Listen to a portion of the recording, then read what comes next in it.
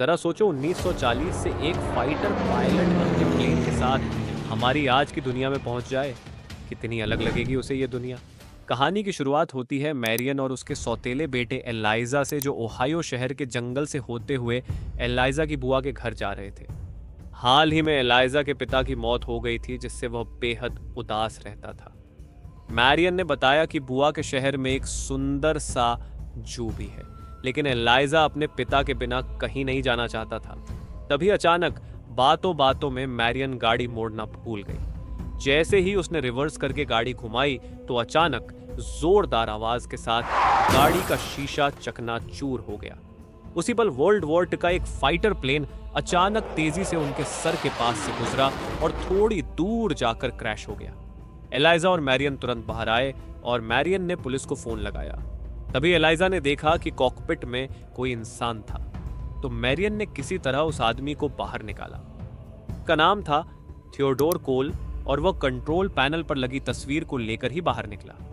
असल में वो वर्ल्ड वॉर टी का एक फाइटर पायलट था, जो ना जाने कैसे समय में आगे आकर 21वीं सदी में आ पहुंचा था। जल्द ही वो जलते हुए प्लेन से दूर आ गए और कोल ने मैरियन का शुक्रिया अदा किया। कोल ने बताया कि वो एक फाइटर पायलट है और उनसे पूछने लगा कि वो बर्मा में क्या कर रहे हैं। तब एलाइजा ने कहा कि तू साले पैग लगा के प्लेन चला रहा था क्या? अमेरिका में है, हम बर्मा में नहीं। लेकिन कोल ने पूरे कॉन्फिडेंस से कहा कि हम बर्मा में हैं और लड़ाई का समय चल रहा है। तुम बाहर क्यों घूम रहे हो? पर फिर आसपास देखने पर कोल को ऐसा हुआ कि यह तो वही ओहायो शहर है जहां वह रहता था। तभी हम देखते हैं कि आसमान में बादलों के बीच अजीबोगरीब सा चमकता गोला बन गया था। इसके बाद हम देखते हैं कि पुलिस कोल को हॉस्पिटल ले आई, जहां उन्होंने मैरियन का भी बयान लिया। उसकी बातें सुनकर पुलिस ने हिसाब लगाया कि कोल का दिमागी संतुलन ठीक नहीं है। इधर एलाइजा सोच रहा था कि कहीं कोल सच में सेकेंड वर्ल्ड वॉर का फौजी तो नहीं। फिर एलाइजा चुपके से कोल के कमरे में गया। वहां उसने कोल के लॉकेट को छुआ तो अचानक कोल की आंख खुल गई और उसने एलाइजा को जोर से पकड़ लिया। कोल ने उससे पूछा कि उसे यहाँ क्यों रखा गया है, तो एलाइजा ने बिल्कुल सीरियस होकर पूछा कि क्या वह सच में एक फौजी है। असल में कोल को लग रहा था कि वो साल 1941 में है, पर एलाइजा ने उसे बताया कि इस वक्त साल 2002 चल रहा है। अब कोल को कैसे भी करके यहाँ से बाहर निकलना था, इसीलिए उसने एलाइजा को अपने समय की चॉकलेट देकर उससे मदद मांगी। उसने एलाइजा को शेरिफ सिमंस नाम के एक आदमी से मिलने भेजा को कहा। तभी अचानक पुलिस ने बाहर से देखा कि कोल उठ गया था, तो वो जोर जोर से दरवाजा खटखटाने लगे। जैसे ही एलाइजा ने कोल की मदद करने का वादा किया तो कोल ने दरवाजा खोल दिया। फिर पुलिस ने अंदर आकर उसे पकड़ा और डॉक्टर ने उसे इंजेक्शन देकर बेहोश कर दिया। फिर घर लौटते हुए एलाइजा ने मैरियन को कोल के बारे में बताया, मगर मैरियन को भी लगता था कि कोल पागल है। पर जब एलाइजा ने उसे कोल की दी हुई चॉकलेट दिखाई तो मैरियन को बड़ा धक्का लगा, क्योंकि यह चॉकलेट तो 30 साल पहले बननी बंद हो गई थी। उसे एहसास हुआ कि इस बात में कोई गहरा राज जरूर है। इसीलिए वो एलाइजा के कहने पर पुलिस स्टेशन में शेरिफ सिमंस को ढूंढने पहुंची, लेकिन उन्हें पता चला कि यहाँ सिमंस नाम का कोई पुलिस वाला नहीं है। तब एलाइजा की नज़र वहां मौजूद एक पुरानी तस्वीर पर पड़ी तो उसने देखा कि इसमें कोल भी मौजूद था। फिर उसने चुपके से तस्वीर चुरा ली और बाहर जाकर मैरियन को दिखाई। ये तस्वीर 1938 की थी, पर मैरियन कहने लगी कि हो सकता है ये कोल के दादा हों। इसके बाद हम हादसे की जगह को देखते हैं, जहां एक स्पेशल डिपार्टमेंट के ऑफिसर्स ने जाकर सारा इलाका सील कर दिया था। इस डिपार्टमेंट के हेड का नाम बेल था और उसकी असिस्टेंट थी नीना। ऐसा लग रहा था कि वह पहले से जानते थे कि कोल टाइम ट्रैवल करके यहाँ आया है।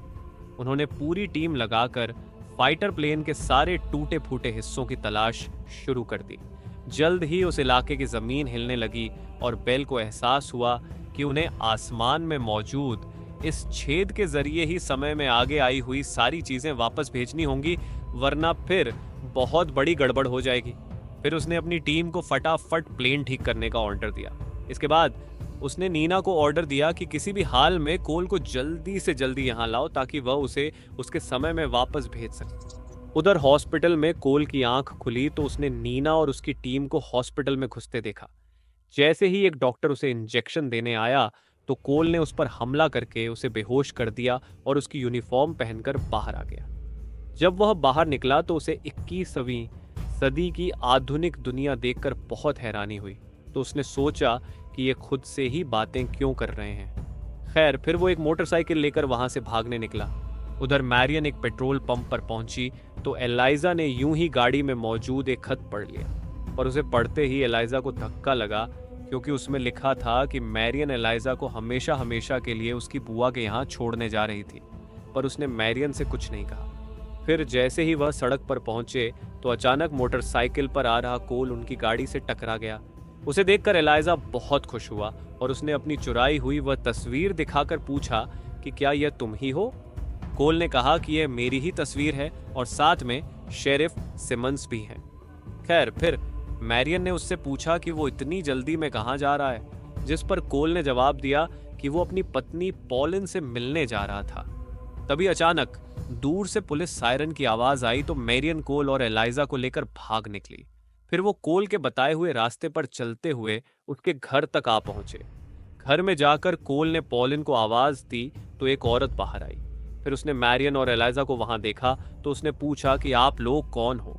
मैरियन ने यूं ही बात घुमाकर कहा कि कोल पॉलिन का पुराना दोस्त है और वह उससे मिलने आया है। फिर उस औरत ने कहा कि फिलहाल पॉलिन पॉटरी क्लास के लिए गई है, इसीलिए उन्हें थोड़ा इंतजार करना होगा। तभी कोल की नजर दीवार पर लगी तस्वीरों पर पड़ी और उसे धक्का लगा। असल में पॉलिन ने दूसरी शादी कर ली थी और उसके बच्चे भी थे। अब कोल निराश होकर बाहर जाकर खड़ा हो गया। इधर मैरियन ने इंटरनेट पर कोल के बारे में ढूंढा तो पता चला कि दूसरे विश्व युद्ध के दौरान एक क्रैश में कोल की मौत हो गई थी। उसी वक्त टीवी पर खबर आई कि एलाइजा को किसी ने अगवा कर लिया था। यह खबर देखते ही उस औरत ने तुरंत पुलिस को खबर कर दी। इधर कोल ने पीछे के दरवाजे से भागने की सोची, पर वहां भी फौजी पहुंच चुके थे। तभी बाहर से लाउड स्पीकर पर ऑफिसर बेल की आवाज सुनाई दी, जिसके बाद कोल हाथ खड़े करके बाहर आ गया। बेल और नीना ने उसके करीब आकर कहा कि वो उसे कोई नुकसान नहीं पहुंचाना चाहते, बल्कि वो तो उसे उसके असली समय में वापस भेजना चाहते हैं। तभी अचानक जमीन फिर से हिलने लगी और नीना ने कहा कि यह सब कोल के टाइम ट्रैवल करके गलत समय में आने की वजह से हो रहा है। ऑफिसर बेल ने कहा कि वो गलती से भविष्य में आ गया है और उसे जल्द से जल्द वापस जाना होगा, वरना बहुत बुरा हो जाएगा। लेकिन उसी वक्त एलाइजा ने बाहर आकर कोल को बताया कि 1941 में क्रैश के समय उसकी मौत हो गई थी और जैसे ही वो अपने समय में वापस लौटेगा उसकी मौके पर ही मौत हो जाएगी। इसलिए वो उसी वक्त कोल के साथ गाड़ी में भाग निकला।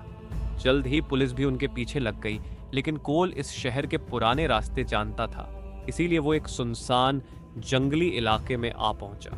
अचानक गाड़ी का टायर पंक्चर हो गया और वो दोनों पैदल ही आगे निकल पड़े।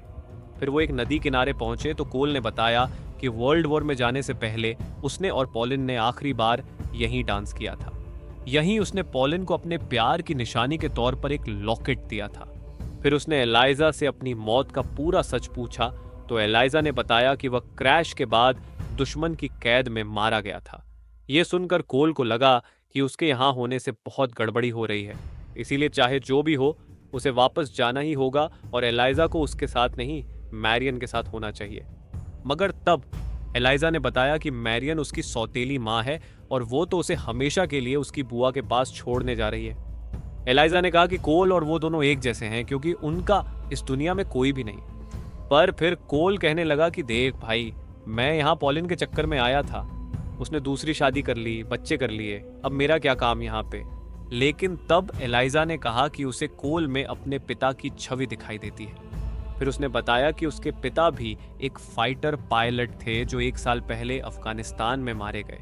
अब वो कोल को भी अपने पिता की तरह खोना नहीं चाहता था। वहीं दूसरी ओर ऑफिसर बेल और उसकी टीम मैरियन को लेकर अपनी वर्कशॉप में पहुंचे, जहां उनके आदमी कोल के फाइटर प्लेन की मरम्मत कर रहे थे। बेल ने कहा कि सिर्फ मैरियन ही उन्हें एलाइजा और कोल तक पहुंचा सकती है, पर मैरियन ने कहा कि अगर कोल वापस चला गया तो उसकी मौत हो जाएगी।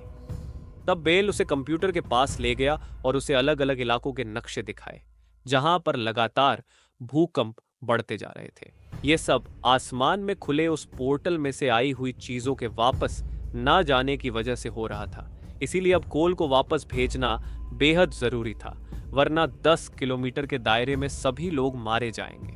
यह सुनकर मैरियन को मामले की गंभीरता समझ आई और वह मदद के लिए तुरंत राजी हो गई। फिर बेल, नीना और मैरियन मिलकर एलाइजा और कोल को ढूंढने निकल पड़े।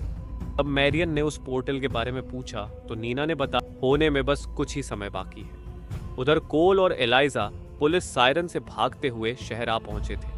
जल्द ही हेलीकॉप्टर्स ने उन्हें ढूंढ निकाला और पुलिस ने चारों ओर से उन्हें घेर लिया। तभी बेल, नीना और मैरियन भी वहां पहुंचे। अब मैरियन ने पहले खुद जाकर कोल से बात करने की इजाजत मांगी। बेल मान गया और मैरियन ने कोल के पास जाकर कहा कि उसे पोर्टल बंद होने से पहले अपने समय में वापस जाना ही होगा, वरना इस इलाके के 10 किलोमीटर के दायरे में सभी लोग मारे जाएंगे। एलाइजा को लगा कि वो कोल को बेवकूफ बना रहे हैं, पर मैरियन ने उसे बाहों में लेकर समझाया कि यही सच है। आखिरकार कोल लौटने को राजी हो गया, पर जाने से पहले वह एक आखिरी बार पॉलिन से मिलना चाहता था। तब वह सभी पॉलिन के घर पहुंचे और बेल ने कोल को 5 मिनट का समय दिया। जब कोल अंदर गया तो पॉलिन टेबल पर बैठी किताब पढ़ रही थी। कोल को देखकर उसकी आंखें चमक उठी और कोल ने उसके पास जाकर माफी मांगी, क्योंकि वो पॉलिन को बिना अलविदा कहे ही युद्ध में चला गया था। कोल ने कहा, मैं जानता हूं कि तुम मुझे भूल चुकी हो, लेकिन मैं तो अभी भी तुम्ही से प्यार करता हूं। अब कोल के लौटने का वक्त हो चुका था, पर जाने से पहले पॉलिन ने उसे अपना लॉकेट दिखाया, जिसमें कोल की तस्वीर आज तक मौजूद थी। यह देखकर कोल की आंखें भर आईं और उसने पॉलिन को एक आखिरी बार डांस करने के लिए पूछा। फिर उन दोनों ने एक दूसरे की बाहों में डांस किया और बेल कोल को लेने आ गया। कोल वापस आया तो एलाइजा और मैरियन उसका इंतजार कर रहे थे। उसका फाइटर प्लेन उड़ान के लिए तैयार था। तभी एलाइजा ने कोल को जोर से गले लगा लिया। इसके बाद कोल ने मैरियन को अकेले में जाकर कहा कि एलाइजा खुद को बहुत अकेला महसूस करता है, इसीलिए उसे बुआ के घर ना भेजकर अपने साथ रखना चाहिए। तब मैरियन ने एलाइजा को देखा और उसे अपने पति का चेहरा दिखाई दिया। कोल ने कहा कि शायद उसके यहाँ आने का यही मकसद था, जिसके बाद मैरियन ने वादा किया कि वो एलाइजा को अपने से दूर नहीं करेगी। अब जाने का वक्त हो गया था, पर अचानक कोल को याद आया कि उसने तो अपनी चॉकलेट एलाइजा को दी थी। उसने एलाइजा से चॉकलेट मांगी तो उसने कहा कि वो तो चॉकलेट खा गया। खैर, कोल ने कहा कि इससे शायद कोई फर्क नहीं पड़ेगा। अब कोल सबको अलविदा कहकर अपने फाइटर प्लेन में बैठा और सीधा उस पोर्टल की ओर उड़ान भरी। उसके हाथ में पॉलिन की वही तस्वीर थी। जैसे ही कोल जहाज समेत उसके अंदर घुसा तो पोर्टल अपने आप ही बंद हो गया। फिर मैरियन ने एलाइजा को गले लगा लिया और उसके साथ एक नई जिंदगी की शुरुआत करने निकल पड़ी। अगर तुम्हारे पास टाइम ट्रेवल करने की पावर हो तो तुम समय में आगे या पीछे कहाँ जाओगे, कमेंट्स में जरूर बताना।